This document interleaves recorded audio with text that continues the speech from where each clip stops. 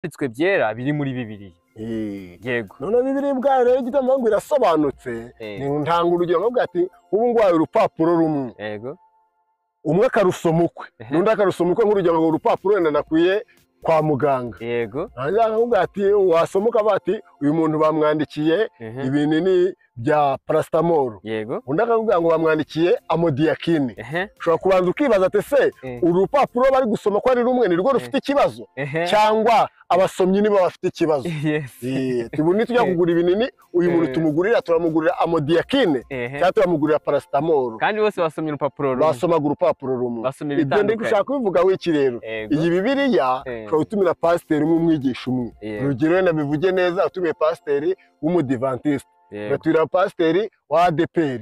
Wasaba atavuga rumwe kuri Bibiliya kuko ari amahame we yiyemeje kugenderaho y'itorero rye. Ya mahame y'itorero rye n'abayoboke be bakahindukira bakayakurikiza ariko batakoze kugenzura ngo barebe yuko ayo Bibiliya ariko bamwe ntibayivugeho rumwe uzahita ubona yuko harimo uyibeshyera ahubwo nawe ugira amatsiko yo kuvuga ati none reka ndebe Bibiliya yo yigisha iki. Yego.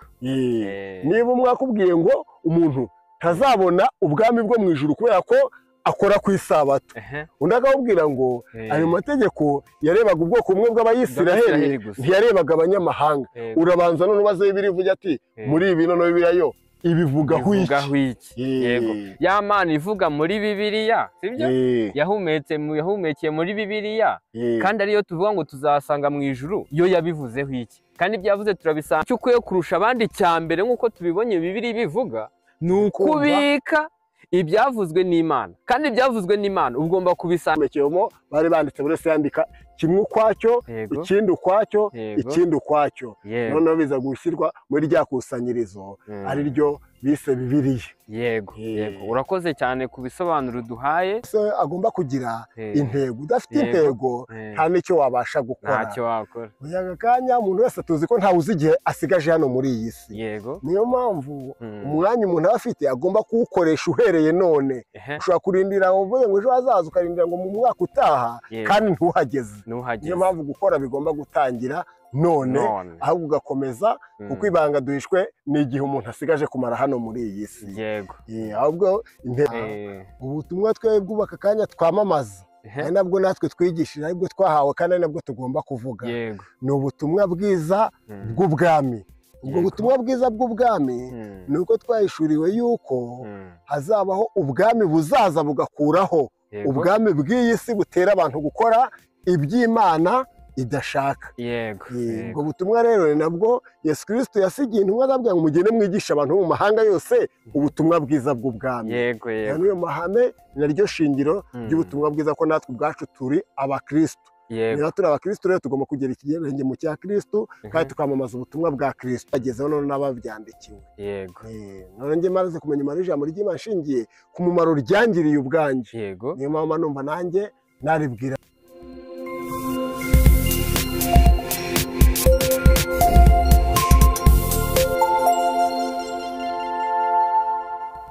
Mihigo. Turakwakiriye hamwe n'abakunzi ba Irera TV1. Watwibwira mu buryo burambuye kugira ngo tuganirire hamwe kandi icyo waduteganyirije ukitugezeho. Yego. Nibyo murakoze. Yego. Nitwa Mihigo Joseph. Yego. Aho ni umuntu ukunda ijambo ry'Imana kuko namaze kumenya umumaro w'ijambo ry'Imana. Yego. Ijambo ry'Imana ko ryonyine ribasha gutunganya umuntu akagera ku kigero gishyitse. Yego.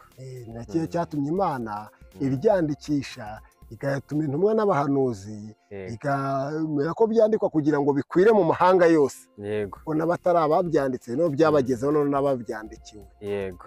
None njye maze kumenya imari ijambo ry'Imana nshingiye ku mumaro ryangiriye ubwanjye. Yego. Niyo mpamvu numva nanjye naribwira n'undi wese.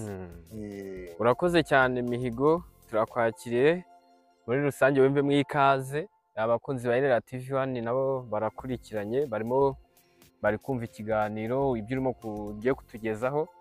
Yego, ni byiza cyane ariko wenda gato yo ku matsiko abantu tujya twibaza bamwe na bamwe twakubaza tuti Mihigo hamwe no gufashanya twebwe ubwacu sibyo n'abadukurikiye sibyo kukumva. Yego.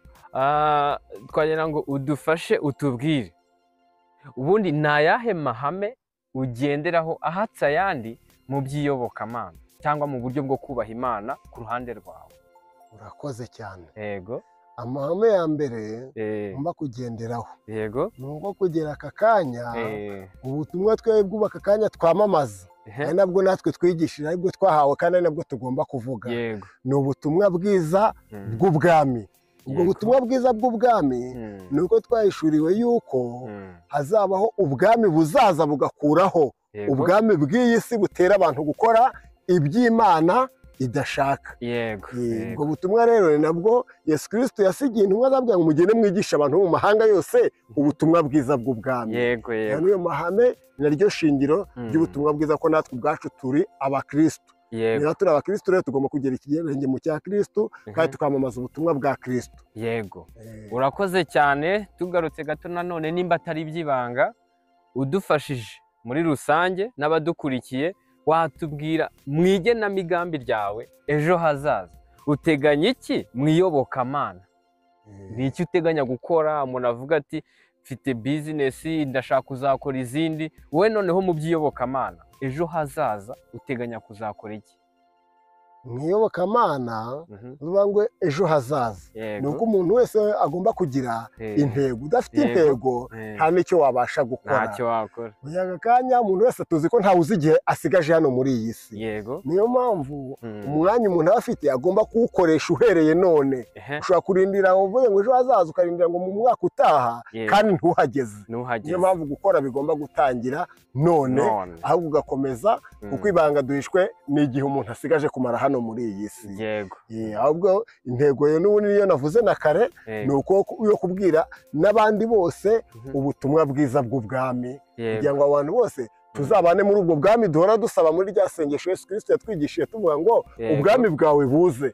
Nibuza ibyo ushaka bibe mu isi nk'uko biba mu ijuru. Ubwo bwami bwo tugomba kwamamaza, kandi nayo ntego tuba dufite yo kubara ngo ejo hazaza. Igituma ntavuze ngo ejo nkavuga ko ari ugutangira none, ni uko iminsi dusigaje ntawe uyizi. Rero none ahubwo kugera ku gihe Imana ikwemereye cyo kubaho. Urakoze ku icyo ngicyo tubwiye. Hari n'aho tugaruyeho gakeya hamwe n'abakunzi ba Irera TV1 ndetse ubwoko bw'Imana, utubwira ngo si ejo hazaza gusa, ahubwo mereye none cyangwa mu minota nk'iyi ngiyi.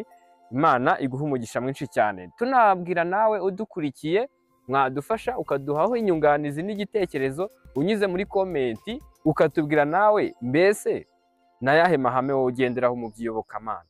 Tukagaruka niki noneho mu ntego zawe, niki uteganya mu igenamigambi ryawe, uteganya iki mu iyobokamana? Ni karibu mudufashe munyuze muri komenti. Murakoze cyane. Mihigo, udufashije.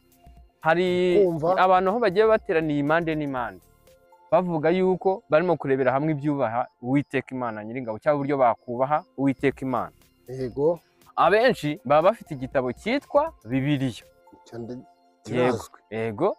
Bafite igitabo cyitwa Bibiliya. None iki gitabo cyitwa Bibiliya nyirizina ubundi ni iki? Ugiye kugisobanurira umuntu nk'uko natwe ugiye kukidusobanurira, Bibiliya ni iki? Urakoze.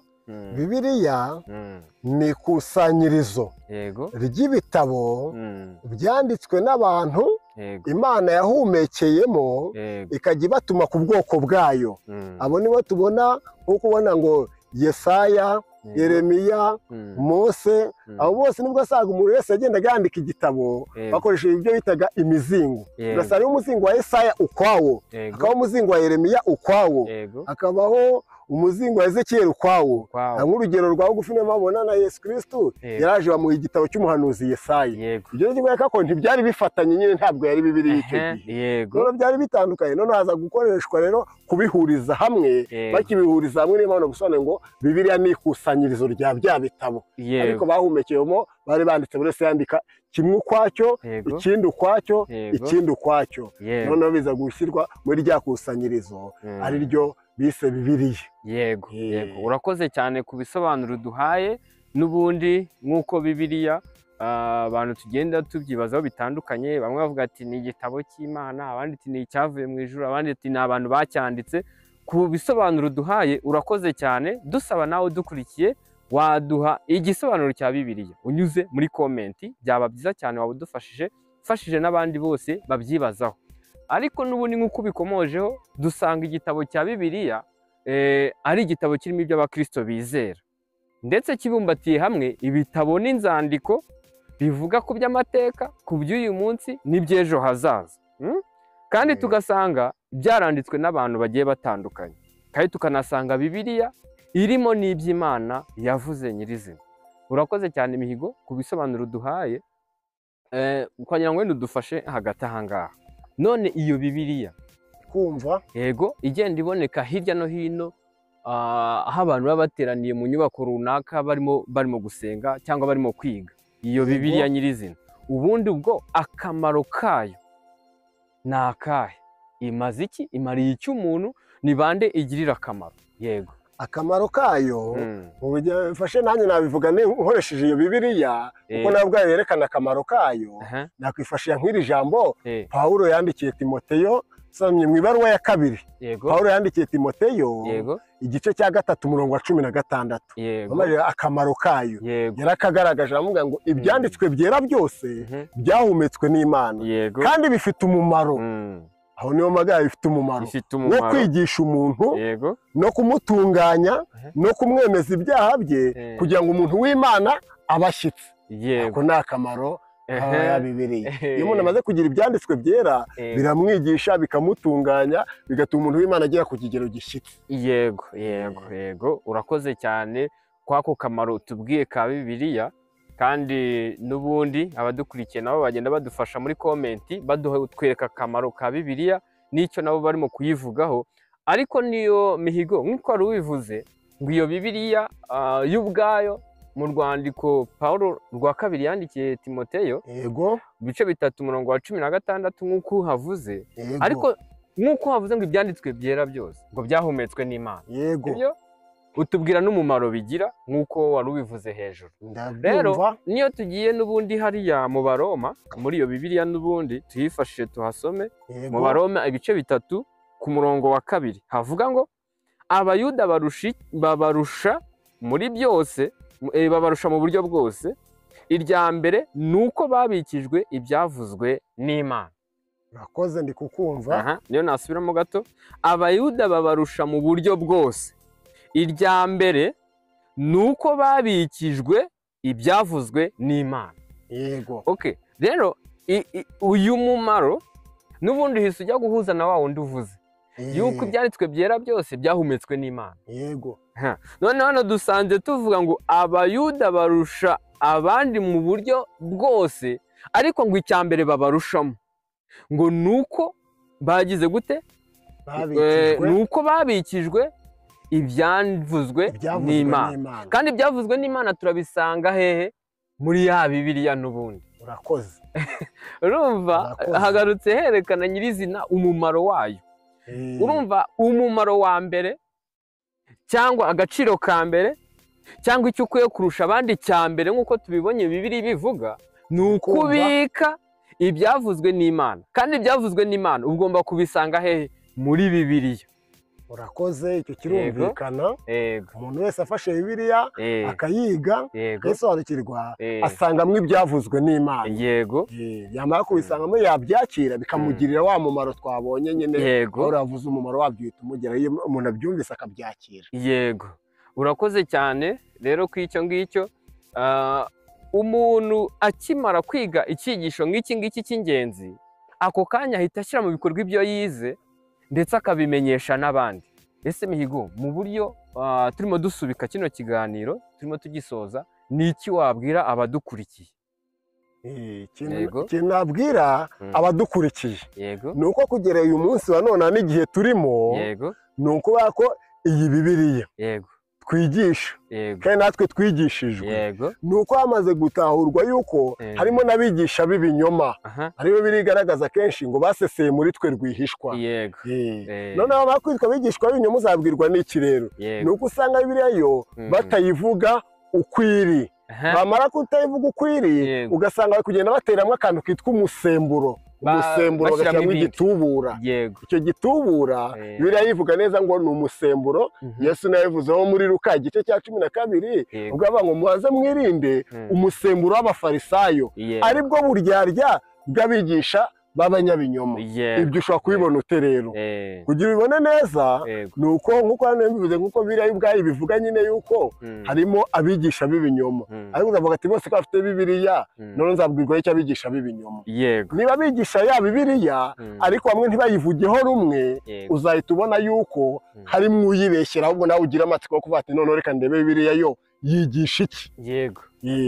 Niba umwe akubwiye ngo umuntu ntazabona ubwami bwo mu ijuru kubera ko akora ku isabato, undi akabwira ngo ayo mategeko yarebaga ubwoko bumwe bw'Abayisiraheli ntiyarebaga abanyamahanga. Urabanza none ubaze Bibiliya ivuga ati muri ibi none Bibiliya yo ibivugaho iki? Ya Mana ivuga muri Bibiliya sibyo yahumekeye muri Bibiliya kandi ariyo tuvuga ngo tuzasanga mu ijuru yo yabivuzeho iki? Kandi ibyavuze turabisanga hehe? Mu byanditswe byera biri muri Bibiliya. None Bibiliya ubwayo rero igitabo ngo irasobanutse. Ntanga urugero nkavuga ati ubu ngwaye urupapuro rumwe umwe akarusoma ukwe n'undi akarusoma ukwe nk'urugero ngo urupapuro wenda nakwiye kwa muganga. Hanyuma akavuga ati wasoma ukavuga ati uyu muntu bamwandikiye ibinini bya paracetamol, undi akavuga ngo bamwandikiye amodiakine. Ushobora kubanza ukibaza ati se uru rupapuro bari gusoma ko ari rumwe ni rwo rufite ikibazo cyangwa abasomyi nibo bafite ikibazo? Tubuni tujya kugura ibinini uyu muntu tumugurira turamugurira amodiakine cyangwa turamugurira paracetamol kandi bose basomye urupapuro rumwe, basomaga urupapuro rumwe. Ibyo ndi gushaka kubivuga wiki rero iyi Bibiliya ushobora gutumira pasiteri umwe umwigisha umwe. Urugero wenda bivuge neza utumiye pasiteri w'umudivantiste baturira pasiteri wa ADPR wasaba batavuga rumwe kuri Bibiliya kuko hari amahame we yiyemeje kugenderaho y'itorero rye. Ya mahame y'itorero rye n'abayoboke be bakahindukira bakayakurikiza ariko batakoze kugenzura ngo barebe yuko ayo mahame none ariko Bibiliya yavuga. Niyo mpamvu rero bisaba kuko Bibiliya ubwahindukira ikabigaragaza. No mu Rwambere rwa Yohana igice cya 4 niba bivuga ngo ntimukizere imyuka yose ahubwo mujye muyigerageza munayigenzure murebe ko iyo myuka yavuye ku Mana. Ahubwo none abigishwa bo bafite ubunebwe bwo kugenzura iyo myuka ngo banayigerageze. Kuyigenzura uvuga noneho ubwo ni ugusoma Bibiliya ngo ni ukuyiga kugira ngo tumenye nyirizina igikwiriye. Icyo kiroroshye cyane. Ndamutse nkubwiye ngo mpimiriye isukari ko ifite ibiro 5 ni uko ugomba gushyira ku munzani niba uri bukwereke yuko ya sukari ifite ibiro 5 cyangwa ibiro 3 uwo munzani uhita ukwereka yuko wa muntu yakubeshye. Nayo Bibiliya ni umuntu yavuga ko ubwo butumwa aribwo Bibiliya yigisha nawe wamara gusoma no ugasanga ubwo butumwa butari muri Bibiliya. Nicyo nayo mvuze ati umwe avuga ngo uzarimbuka kubera yuko utaruhuka umunsi w'isabato. Noneho ugahindukira ugasoma nk'uko iryo ribona amategeko 10 y'Imana akaba ari itegeko rya 4 bivuga ngo wibuke kweza umunsi w'isabato wowe n'umugaragu wawe n'itungo ryawe. None ugahindukira ukibuka nko Paulo ko yabwiye Abaheburayo ngo kubera ko ubutambyi bwahindutse amategeko nayo agomba guhinduka. Ndetse ugahindukira ukabihuza na Yesu yavuze ngo muri Matayo igice cya 5 were ku murongo wa 17 avuga ngo kubera ngo sinaje gukura amategeko cyangwa ibyahanuwe sinaje kubikura ahubwo naje kubisohoza. Ndabwira ko amategeko atazavaho inyuguti nimwe cyuta no kujuru n'isi byatandukana kugira ngo agace k'inyuguti kave ku mategeko. Igihe rero ikomeje kwiga ukiga Bibiliya ukamenya ibyanditswe byera nibwo ujye wakuramo wa musembura abigisha b'ibinyoma bashyiramo kuko abigisha b'ibinyoma bo bahagarara ku murongo umwe gusa. Yahagarara ku murongo umwe gusa niba kweretse ngo Yesu yaravuze ngo amategeko ntazavaho inyuguti nimwe. Noneho yagira akabwira muri Yohana igice cya 5 uko tubisoma Yesu ageze ku kidendezi Betisaida abwira umurwayi wari ngo ikorera uburiri bwawe ugende. Ese ko ryateko ryavugaga ngo ntukagire umurimo wari wo wose ukora. Uriya muntu warikoreye uburiri yarakoze umurimo cyangwa ntawe yarakoze. None kandi Yesu Kristo waruvuze ngo abikore amategeko ntazavaho inyuguti nimwe. Yarari kuvuga yahe mategeko niba we yarahindukiye noneho agakuraho inyuguti kandi yaravuze ngo amategeko ntazavaho inyuguti nimwe. Ni urebera ukabate se Bibiliya ni ifite ikibazo cyangwa uri kuyingisha niba ufite ikibazo. Niyo mpamvu navuze ngo rero iby'umwuka bigenzurishwa ibindi by'umwuka. Niyo turi kwiga Bibiliya nta kugira ngo umuntu aze kuyigusobanurira uko yishakiye, ko Petero yabivuze muri rwa mbere rwa Petero, ibaruwa ya mbere yanditswe na Petero igice cyayo cya 3 aravuga ngo nta buhanuzi bwo mu byanditswe byera bwazanywe n'ubushake bw'umwana w'umuntu, ntihakagire ubisobanura uko yishakiye. Niyo mpamvu rero ngo iby'umwuka bigenzurishwa ibindi by'umwuka.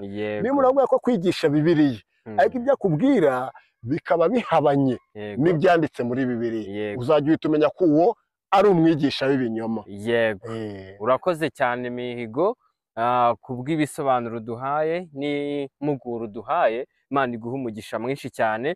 Niyo mpamvu turararika nawe n'ubundi ukurikiranye kino kiganiro, nawe uradufasha unyure muri komenti kugira ngo twese dusangirire hamwe ubutumwa bwiza, kandi kugira ngo twese ivugabutumwa dufatikanye kuritanga nk'uko ijambo ry'Imana rivuga ngo mujye mu mahanga yose mubwirize abaremwe bose ubutumwa bwiza.